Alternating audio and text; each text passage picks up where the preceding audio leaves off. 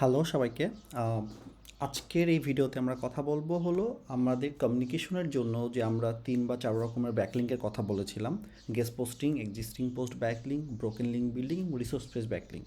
প্রথমে জানবো হলো ব্যাকলিংগুলো কী, ব্যাকলিংগুলো কীভাবে কাজ করে বা ব্যাকলিংগুলো পাওয়ার জন্য কী কী রিকোয়ারমেন্ট লাগে, কীভাবে এই লিঙ্ক বিল্ডিংগুলো করতে হয়।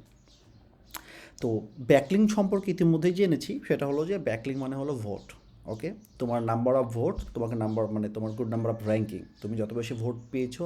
লাস্ট লাস্ট ভিডিওতে কিন্তু আমরা একবার দেখিয়েছিলাম যে সেটা হলো যে বেশি ভোট থাকা কিন্তু ওয়েবসাইটটি প্রথমে গুগলের প্রথমে র্যাঙ্ক করছিল অর্গানিক রেজাল্টের প্রথমে। তো এই যে ব্যাকলিংকের এত প্রয়োজন, তো ব্যাকলিংকের কীভাবে ব্যাকলিংক কালেক্ট করা যায় তার দুইভাবে প্রসেস দেখিয়েছিলাম। একটা হলো কমিউনিকেশনের থ্রুতে, একটা হলো কমিউনিকেশন ছাড়া। তো কমিউনিকেশন থ্রুতে যে ব্যাকলিংগুলো আসে সেই ব্যাকলিংগুলো বলেছিলাম সবথেকে পাওয়ারফুল কম্পারেটিভলি তোমার ফ্রি ব্যাকলিংয়ের থেকে, কারণ ফ্রি ব্যাকলিং বা ফ্রি ভোটগুলো সেগুলোই যেগুলোতে আসলে কোনো ধরনের মানে কোনো কোয়ালিটি জাজমেন্ট থাকে না, কোনো ধরনের যে কেউ সেখান থেকে লিঙ্ক নিতে পারে বা যে কেউ সেখান থেকে ভোট কালেক্ট করতে পারে। তো বিষয়টা হচ্ছে এরকম। তাহলে আজকের এই ভিডিওতে আমরা জানবো যে গেস্ট পোস্টিং কী। গেস্ট পোস্টিং, তাহলে গেস্ট পোস্টিং সম্পর্কে প্রথমে জানি। গেস্ট পোস্ট হলো গেস্ট পোস্ট মানে হলো তুমি কোনো একটা ওয়েবসাইটেতে পাবলিশ করবা তোমার কন্টেন্ট অ্যাজ এ গেস্ট। মানে তুমি অন্য কাউকে একটা কন্টেন্ট কন্ট্রিবিউট করবা, কোনো একটা ওয়েবসাইটের একটা আর্টিকেল লিখবা। গেস্ট পোস্টের কনসেপ্টটা হলো কিছু কিছু ওয়েবসাইট, তুমি বিষয়টা চিন্তা করো, অনেক ওয়েবসাইট আছে যে একটা ওয়েবসাইটে কিন্তু অনেক আর্টিকেল লাগে। একটা ওয়েবসাইট কিন্তু এত এত ট্রাফিক ড্রাইভ তো আসলে সম্পূর্ণ আর্টিকেল নিজে নিজেই রাইট করা সম্ভব না। তো কিছু ওয়েবসাইট কী করে যে ওকে আমি আমার ওয়েবসাইটের জন্য তোমাকে অন্য মানুষকে আমি লেখার একটা এক্সারসাইজ দিব যে right for us, right for me. ওখানে কিন্তু দেখো রাইট ফর আস পেজ আমরা আর কি পরবর্তীতে পাবো। তো রাইট ফর আস পেজ কেন করে? কারণ হলো যে ওই মানুষটা তো অনেক কন্টেন্ট লিখতেছে কিন্তু চাই কারো কন্ট্রিবিউশন নিতে। ঠিক আছে, কন্ট্রিবিউট করতে, যে তুমি কেউ যদি আমি আমি আমার একটা ওয়েবসাইট আছে, ধরো গেস্ট পোস্টে আমি সাইটের ওনার, আমার একটা ওয়েবসাইট আছে, আমি চাচ্ছি যে তোমরা আমার সাইটের জন্য লিখো। আমার সাইটে কী আছে, আমার সাইটে ধরো ডিআর বা আমার সাইটের কোয়ালিটি এই, ট্রাফিক এই। তো আমি কী করতেছি আমার নিজের প্রয়োজনে, কারণ তুমি যদি আমার সাইটে কন্টেন্ট পাবলিশ করো তাহলে কি শুধু তোমার লাভ, তুমি শুধু ব্যাকলিং পাচ্ছ শুধু তোমার লাভ না, এখানে তো আমারও লাভ আছে। কারণ ওই আর্টিকেল থেকে যদি ট্রাফিক আসে, সেখান ট্রাফিক তো আমার ওয়েবসাইটেই প্রথমে আসবে। তারপর আমার ওয়েবসাইটে যখন ট্রাফিক আসে তখন কি সেখান থেকে একটা পার্সেন্টেজ ব্যাকলিংকের থ্রুতে তোমার ওয়েবসাইটে পাস করবে, সেটা কম্পারেটিভলি অনেক কম। তাহলে গেস্ট পোস্টিং কী হয়, সাইটের এমন গেস্ট পোস্টিং হলো এমন একটা প্রসেস যেখানে কী হয় অন্য মানুষের ওয়েবসাইটে তুমি আর্টিকেল কন্ট্রিবিউট করবা। এই হলো বিষয়। এখন এই আর্টিকেল বা এই গেস্ট পোস্ট অন্য সাইটের সাথে তুমি যখন মানে তুমি যখন পাবলিশ করবা বা অন্য অন্য ওয়েবসাইটে পাবলিশ করার জন্য কী কী রিকোয়ারমেন্ট আছে, আমরা কিন্তু প্রথমে গেস্ট পোস্ট কি এটা জেনে গেছি। রিকোয়ারমেন্ট কি? রিকোয়ারমেন্ট হলো তুমি তুমি যখন তাকে খুঁজে বের করবা যে এই ওয়েবসাইটটি তোমার গেস্ট পোস্ট অ্যাপ্রুভ করে বা অ্যালাউ করে, তখন তুমি ওখানে গেলেই কিন্তু তুমি তার রিকোয়ারমেন্ট দেওয়া থাকবে। আমরা যখন পরবর্তীতে আউটরিচ গেস্ট পোস্ট ক্যাম্পেইনে যাব তখন তুমি গেলেই এই জিনিসটা দেখতে পারবা যে তারা নিজেরাই আর্টিকেল নেবার আগেই তাদের ইমেলটা সব কিছু দেওয়ার আগেই তারা ওখানে দিয়ে রাখবে যে আমার এই রিকোয়ারমেন্ট আছে, তুমি যদি এই রিকোয়ারমেন্ট ফিল করতে পারো তাহলে তোমার আর্টিকেল দাও। তোমার আর্টিকেল তুমি আমাকে দিবা, আমি পাবলিশ করে দেবো, শর্ত তুমি আমাকে 2000 ওয়ার্ডসের একটা আর্টিকেল দিবা, আমি তোমাকে এখান থেকে একটা ব্যাকলিং দিব। মানে তোমারও লাভ তারও লাভ, দুই দিক থেকে। এবং ব্যাকলিং, গেস্ট পোস্ট ব্যাকলিং কীভাবে পাওয়া যায়? পাওয়ার তো খুবই মানে যদি আমরা ওভাবে চিন্তা করি পাওয়াটা খুব সহজ। সেটা হলো যে যারা যারা গেস্ট পোস্ট অ্যালাউ করে তাদেরকে প্রথমে খুঁজে বের করব, তারপর তাদের সাথে কন্ট্যাক্ট এস্টাবলিশ করব, তারপর তার রুলস রেগুলেশন সম্পর্কে জানবো, তার সাথে কথা বলবো, তাকে আমার আর্টিকেলগুলো দেখাবো, তাকে আমার কন্টেন্টগুলো দেখাবো। সে যদি আমার কন্টেন্ট পছন্দ করে সে পাবলিশ করবে এবং তার মাধ্যমে আমি একটা আমার ওয়েবসাইটের জন্য ব্যাকলিংক বা ভোট পেয়ে যাব। সো এইভাবে মূলত তোমার গেস্ট পোস্টটা কাজ করে। তবে গেস্ট পোস্টের ক্ষেত্রে আমি বলি এখানে সবথেকে ম্যান্ডেটরি যে বিষয়টা সেটা হলো গেস্ট পোস্টিংয়ে অবশ্যই কন্টেন্ট লিখতে হয়, যের জন্য অনেকেই দেখা যায় যে তোমার গেস্ট পোস্ট করে না, যাদের আর্টিকেলে শর্টেজ থাকে, এই আর কি বিষয়। তো গেস্ট পোস্টিংয়ের যে জিনিসটা লাগে সেটা হলো কন্টেন্ট লাগে। এবার গেস্ট পোস্টিংয়ের পরের টপিক হলো resource page backlink. Resource page ব্যাকলিংটা হলো, ধরো আমি একটা আর্টিকেল লিখবো, লিঙ্ক বিল্ডিং নিয়ে। তো আর্টিকেল নিয়ে লিখতে গেলে কী করতে হবে? আমাকে তো রিসার্চ করতে হবে, আমাকে তো পড়াশোনা করতে হবে, আমি স্টাডি করতে হবে। তো স্টাডি করতে করতে তো আমি 5টা 6টা বা 10টা মানুষের পেজ বা ওয়েবসাইট কিন্তু আমি স্টাডি করব। স্টাডি করার পরে কী হবে, আমি যখন কন্টেন্টটা লিখব তখন অ্যাজ এ রাইটার হিসাবে আমার কী করা উচিত? আমি যদি ওই কন্টেন্টটা লিখি আমার উচিত কিন্তু ওই মানুষগুলোকে ক্রেডিট দেওয়া।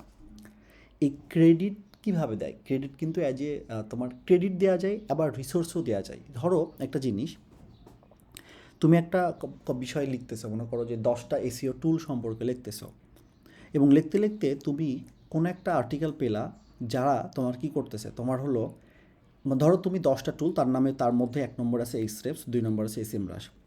তো তুমি যখন এইচরেপ এবং এসএমরাশ সম্পর্কে লিখবা তোমার কন্টেন্টে, যদি এমন কোনো একটা কন্টেন্ট পাও যে কন্টেন্টটা এইচরেপ কীভাবে ইউজ করতে হয়, কোথায় কোড ফাংশনগুলো আছে, কোথায় গিয়ে ট্রাফিক দেখতে হয়, ব্যাকলিং দেখতে হয়, এরকম যদি ফুল ডিটেল একটা আর্টিকেল পাও, তুমি কি ওই আর্টিকেলে লিঙ্ক করবা না?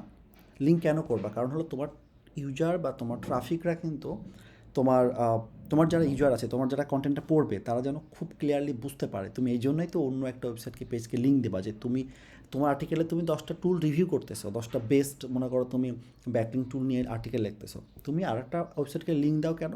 যে তুমি যদি এই টুলটা কীভাবে ব্যবহার করতে হয়, কীভাবে ব্যবহার করলে এটা আর কি বেস্ট ইউটিলাইজ করা যায়, এই বিষয়ে যদি আরও জানতে চাও, তুমি এই লিঙ্কে যাও। তাহলে কী হয়, যখন ওই মানুষটা কী করে, অন্য একটা ওয়েবসাইটের পেজে ড্রাইভ করে বা অন্য একটা ওয়েবসাইটকে মানুষকে লিঙ্ক দেয়। তো তুমি যদি তোমার ওয়েবসাইটে এমন রিসোর্স বানাও, এমন যদি ইউজফুল কন্টেন্ট ক্রিয়েট করো যে অন্য ওয়েবসাইট ওনাররা তোমার ওয়েবসাইটকে লিঙ্ক দিবে অ্যাজ এ রিসোর্স হিসাবে, তারা তোমাকে লিঙ্ক দিবে যে তুমি যদি লিঙ্ক বিল্ডিং নিয়ে, তুমি যদি এসইও নিয়ে, তুমি যদি মনে করো যে মানে এসইওর পুরো বিষয় সম্পর্কে, কোনো একটা বিষয় সম্পর্কে যখন দেখতে যাবে, যখন স্টাডি করে দেখবে যে তোমার ওয়েবসাইটে এত এত ভ্যালু ইনফরমেশন, তুমি যদি ওই বিষয়ে ইন্ডাস্ট্রি এক্সপার্ট হও, তারা কিন্তু তোমাকে লিঙ্ক ব্যাক করবে অ্যাজ এ রিসোর্স হিসাবে, তোমাকে ক্রেডিট দিবে। তারা যদি তোমার কাছ থেকে কোনো ইনফরমেশনও নেয়, তারা তোমাকে ক্রেডিট দিবে। এই যে ক্রেডিট শেয়ারিং বা এই যে রিসোর্স শেয়ারিং, এই যে প্রসেসটা না, এটা মূলত তোমার হলো রিসোর্স পেজ ব্যাকলিং। তো তুমি যদি মনে করো তোমার ওয়েবসাইটে একটা ভালো রিসোর্স আছে, তুমি তোমার কি করতে পারো, তুমি তার ওই আর্টিকেলের ওনারকে, বা তুমি তোমার রিলেভেন্ট একটা আর্টিকেলের ওনারকে বলতে পারো যে তুমি তো দেখলাম অনেক মানুষকে অনেক রিসোর্স দিয়েছো ব্যাকলিং সম্পর্কে বা এসইও সম্পর্কে, কিন্তু আমার এই পেজটা তুমি দেখো, আমার এই পেজেও কিন্তু প্রচুর পরিমাণে রিসোর্স আছে। তুমি যদি চাও তাহলে পারে তুমি তোমার ইউজারকে বা তুমি তোমার কন্টেন্টে আমার ওয়েবসাইটের লিঙ্কটা অ্যাড করতে পারো। তাহলে কি হবে, এর বিনিময়ে সে যেমন একটা ভালো রিসোর্স পেলো, তুমি কি পাইলা, তুমি একটা ব্যাকলিঙ্ক পাইলা। সে যখন তোমার কন্টেন্টটা লিঙ্ক করবে তার আর্টিকেলে, তখন তো তুমি একটা ব্যাকলিঙ্ক পেয়ে যাচ্ছ।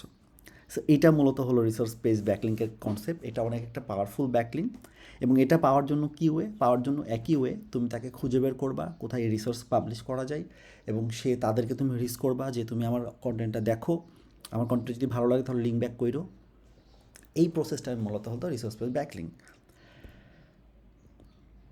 আচ্ছা, ব্রোকেন লিঙ্ক বিল্ডিং, আচ্ছা ব্রোকেন লিঙ্কের বলি, ব্রোকেন লিঙ্কের এখানে ডিটেল নাই, এটা আমি পরে অ্যাড করে দেবো। ব্রোকেন লিঙ্ক হলো কি? ব্রোকেন লিঙ্ক হলো, ধরো আমি একটা আজকে কন্টেন্ট লিখলাম, 1 বছর আমি একটা কন্টেন্ট লিখলাম মনে করো লিঙ্ক বিল্ডিং নিয়ে, আমিও একটা মানুষকে রিসোর্স দিয়ে রাখছি, কিন্তু 1 বছর পরে আমি যাকে রিসোর্স দিচ্ছি দেখা গেল ওই ওয়েবসাইটটা ডিলিট হয়ে গেছে, কিন্তু আমি তো জানি না।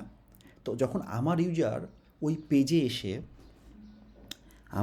যখন ওই পেজে এসে তোমার ক্লিক দিচ্ছে, তখন কিন্তু সে একটা ব্রোকেন লিঙ্ক পাচ্ছে। কারণ হলো ওই ওয়েবসাইটটা ডিলিট হয়ে গেছে, আমি একটা মানুষকে 1 বছর আগে লিঙ্ক দিয়েছিলাম, কোন একটা ভালো রিসোর্স ছিল তার ওয়েবসাইটে সেজন্যে, কিন্তু সেটা যদি এখন এক্সিস্ট না করে, তো সেটা তো আসলে সবসময় তো আর আমি আর ওয়েবসাইটে খেয়াল করি না যে আমি কাউকে লিঙ্ক দিলাম তো সেটা আছে কি নাই। তো এই সেন্সে যেটা হয় সেটা হলো, তোমরা যেটা করবা, কোনো ওয়েবসাইটে গিয়ে ব্রোকেন লিঙ্ক খুঁজে বের করবা, এবং যদি দেখো ব্রোকেন লিঙ্কটা তোমার কোনো একটা আর্টিকেলের সঙ্গে রিলিভেন্ট, এবং ওই আর্টিকেলটা সে তখন লিঙ্ক দিয়েছিল কিন্তু এখন আর এক্সিস্ট করে না, তখন তুমি সাইট ওনারকে বলবা যে দেখো আমি তোমার ওয়েবসাইটে গেলাম, তো আমি তোমার ওয়েবসাইটে গিয়ে আমি এই লিঙ্কে ক্লিক দিয়ে দেখতেছি যে ওই সোর্সটার এক্সিস্ট করে না বা ওই ওয়েবসাইটটার নাই। তো আমার ওয়েবসাইটে একটা সিমিলার আর্টিকেল আছে যেটা ওই সেম বিষয়েই লেখা, তুমি চাইলে পারে ওই লিঙ্কটা রিপ্লেস করে আমার লিঙ্ক বসাই দিতে পারো। তাহলে কি হলো দেখো, ওরকেও তুমি হেল্প করলা, যে তার ওয়েবসাইটে একটা ব্রোকেন লিঙ্ক ছিল ফিক্স হয়ে গেল, কিন্তু তুমি কি, তোমার কী লাভ হইতেছে? তোমার লাভ হইতেছে হলো তুমি সেখান থেকে একটা ভালো মানের একটা ব্যাকলিঙ্ক পাচ্ছ, এবং এই ব্যাকলিঙ্ক কিন্তু অনেক পাওয়ারফুল, কারণ এই ব্যাকলিঙ্কটা মূলত আসে হলো অনেক পুরনো একটা তোমার কন্টেন্ট থেকে। তো যার জন্য ব্রোকেন লিঙ্কটা মূলত পাওয়ারফুল। এটার জন্য কী করতে হবে, সেম প্রসেস, তোমাকে কন্ট্যাক্ট করতে হবে, কথা বলতে হবে, দেন তোমাকে তাকে বুঝাইতে হবে যে তোমার ব্রোকেন লিঙ্ক আছে, এটা তুমি আপডেট করো, দ্যাটস ইট।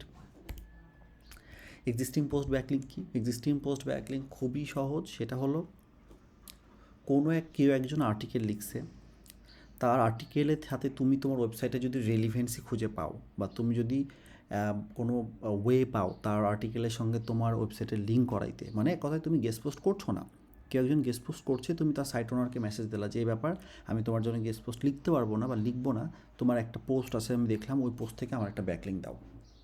এটাই হলো তো এক্সিস্টিং পোস্ট ব্যাকলিঙ্ক। যেটা এক্সিস্টিং পোস্ট ব্যাকলিঙ্কের সব থেকে বড় সুবিধা হলো এখানে তোমার কন্টেন্ট লেখা লাগতেছে না, তুমি তাকে বলতেছে তোমার এক্সিস্টিং একটা কন্টেন্ট থেকে, এক্সিস্টিং মানে বর্তমানে যেটা এক্সিস্ট করতেছে। আর গেস্ট পোস্টের ক্ষেত্রে কি তুমি নিউ একটা কিছু ক্রিয়েট করতেছো। তো এই হলো দুইটার difference between existing post backlink আর গেস্ট পোস্ট ব্যাকলিঙ্ক। হোপফুলি তোমরা বুঝতে পেরেছো যে চারটি ব্যাকলিঙ্ক আসলে কী, চারটি ব্যাকলিঙ্কের কনসেপ্ট কী, কীভাবে কাজ করে।